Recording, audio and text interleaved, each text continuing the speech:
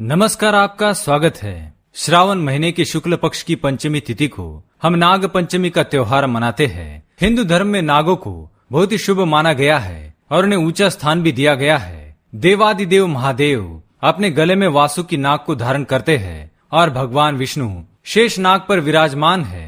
शेष नाग की सहायता से ही समुद्र मंथन सफल हो पाया था। हिंदुओं में नागों की पूजा करना, उन्हें प्रसाद चढ़ाना बहुत ही शुभ फलदायी होता है।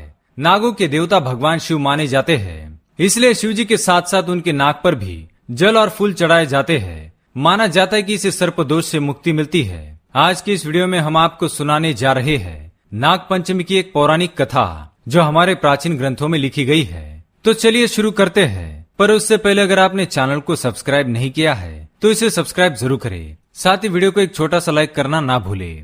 एक बार की बात है, एक गाँव में एक औरत दूध बेचा करती थी। उसकी एक ही पुत्री थी। वो बहुत ही संस्कारी और सरल स्वभाव की थी। उसकी माँ का नियम था कि वो रोज दूध को उबालकर उसे ठंडा करके अपने घर के आंगन में रखती थी और घंटा बजाती थी। और फिर जितने भी सर्प होते थे वो दूध को पीने के लिए आते थे।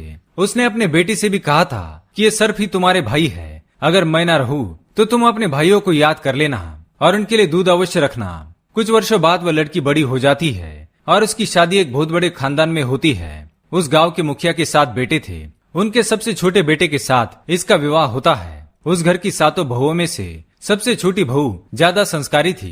उसे बाकी की बहुएं ताना मारती थी कि तेरा इस दुनिया में कोई नहीं। एक माँ थी, वो भी मर गई। ये सुनकर भी वो किसी से कुछ भी नहीं कहती थी। अब श्रावण का महीना शुरू हुआ था। सारी बहुएं बहुत खुश थी। उनके भाई उन्हें लेने के लिए आने वाले थे और वे पूरा महीना अपने मायके में आराम से व्यतीत करने वाली थी।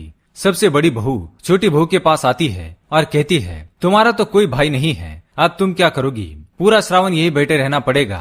ये सुनकर छोटी बहू को बहुत दुख हुआ। वो बहुत रोती है और रोते रोते पेड़ के पास जाकर बैठ जाती है। तभी पेड़ से शेषनाग बाहर आते हैं और उसे याद कराते हैं कि तुम्हारी माँ मुझे दूध पिलाती थी और तुम मेरी बहन की तरह हो। तुम चिंता मत करो, तुम मेरे साथ नागलोक चलो। एक बहन अपने भाई के घर आए, ये उसका अधिकार होता है। शेषनाग मनुष्य का रूप धारण करके छोटी बहू को उसके ससुराल से अपने नागलोक पर ले आते हैं। यह नाग माता से भी उसको बहुत प्यार मिलता है। वहाँ शेषनाग के छोटे छोटे सर्प हुए थे जिनको नाग माता हर रोज ठंडा दूध पिलाया करती थी। एक दिन की बात है, छोटी बहू को पता ही नहीं था कि दूध अभी तक ठंडा नहीं हुआ और उसने गलती से ही सर्पों को दूध पिलाने के लिए बुला लिया। जैसे ही सर्पों ने दूध पीना शुरू किया, उनका मुंह जल गया। वे बहुत क्रोधित हो गए। वो छोटी बहू को डसना चाहते थे, पर नागमाता के समझाने पर उन्होंने छोटी बहू को छोड़ दिया।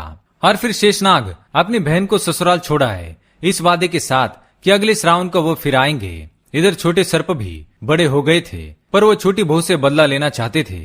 उन्होंने सोचा कि इस बार श्रावण में वे उनके घर जाएंगे और वही उसे डस लेंगे। श्रावण का महीना शुरू हो गया था। छोटी बहू को पता था कि उसके भाई आने वाले हैं, इसलिए उसने एक दिन पहले ही अपने भाइयों के लिए ठंडा दूध, मीठी रोटी, फल, दाल ये सब बनाकर रख दिया।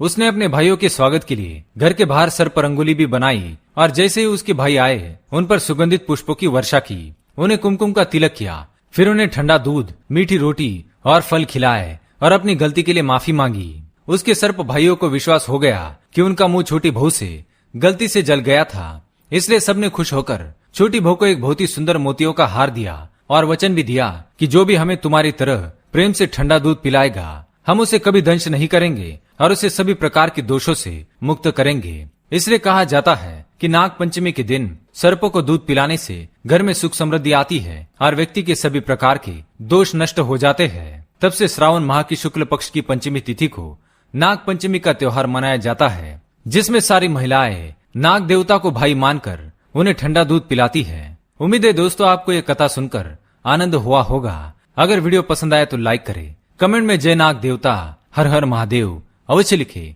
साथ ही चैनल को सब्सक्राइब करें। धन्यवाद।